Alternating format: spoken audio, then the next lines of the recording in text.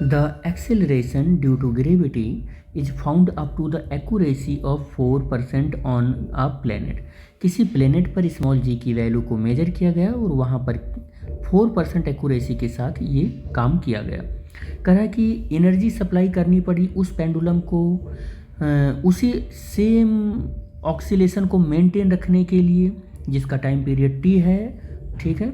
और उसके time period को जब मेजर किया गया तो उसके मेजरमेंट में कितना पाया गया, 3% की एक्यूरेसी है। तो ये यहाँ पर क्वेश्चन है कि एनर्जी जो सप्लाई की गई है उस एनर्जी को मेजर करने में कितने परसेंट का परसेंटेज एरर हो गया है,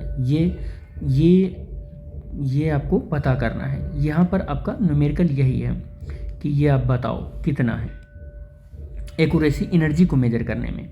तो बेटे देखो, टाइम पीरियड को अगर हम फॉर्मूला लिखें तो 2π क्या होता है L/g, और दोनों साइड का स्क्वायर करें तो T square equal to 4 T square is equal to 4π² और L/g हो जाएगा। और L इज इक्वल टू कितना हो जाएगा, टी स्क्वायर और इंटू स्मॉल जी अपॉन 4π²। और अगर मैं L का परसेंटेज निकालूँ एक्यूरेसी का तो del L upon L into 100 निकल जाएगा, और 2 del T upon T into 100 निकल जाएगा, और plus del G upon G into 100 निकल जाएगा।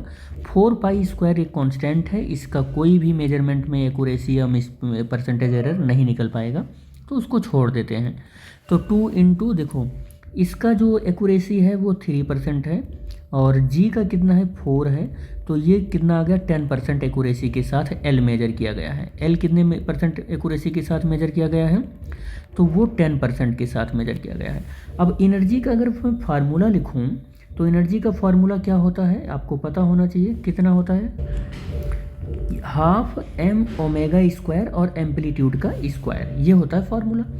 अब ओमेगा तो हमको मालूम नहीं है, तो हम ओमेगा की जगह पर क्या करने वाले हैं, 2π/t की वैल्यू रखने वाले हैं। इसका होल स्क्वायर है तो हम इसको होल स्क्वायर कर देंगे। एम्पलीट्यूड को ही मेंटेन रखना है, तभी तो एनर्जी सप्लाई करनी पड़ रही है। तो एम्पलीट्यूड दोनों कंडीशन में वो सेम रहने वाला है, तो इसको इस फॉर्मूले से एलिमिनेट करेंगे, इसको एलिमिनेट करेंगे, मास को एलिमिनेट करेंगे, सब एलिमिनेट करने वाले हैं हम। तो चलो देखते हैं कि क्या बच रहा है अपने पास। तो E is equal to 1/2m और 4π² और t² इंटू स्मॉल a²। तो E इज इक्वल टू यहाँ से 2π² और m हो जाएगा, और a² by t²। E is equal to 2π² m a²। t² की वैल्यू कितनी होगी अपने पास, t² की वैल्यू है 4π², 1/t² है। देखो यहाँ पर 1/t² है, याद रखना 1/t² है। तो यहाँ से 2π² ma² और फिर कितना हो जाएगा ma² और इंटू t² की वैल्यू कितनी है, देखो t² की वैल्यू है 1/t² की वैल्यू यहाँ पर हमें चाहिए। 1/t² की वैल्यू कितनी हो जाएगी, ये हो जाएगी g अपॉन 4π² l हो जाएगा। तो यहाँ से हो जाएगा g अपॉन 4π² l हो जाएगा। π² से π² कैंसिल, 2 से 2 कैंसिल, फार्मूला बनेगा ma² g अपॉन 2l। यहाँ पर मास किसी भी प्लेनेट पर उसको लेकर जाओगे ना, कह सकते हैं बॉब को लेकर जाओगे किसी भी प्लेनेट पर, तो मास कांस्टेंट रहेगा, और एम्पलीट्यूड को कांस्टेंट रखना है, तभी तो हमको एनर्जी सप्लाई करनी पड़ रही है। तो इसमें एम्पलीट्यूड और मास का हटा देंगे हम यहाँ पर रिलेशन, और ये 2 स्मॉल l है, ठीक है। अब बच क्या रहा है, g और l बच रहा है। अब परसेंटेज एरर अगर मुझे कैलकुलेट करना होगा E का, तो यहाँ से हो जाएगा del g upon G into 100, और प्लस यहाँ से हो जाएगा del L upon L into 100 हो जाएगा।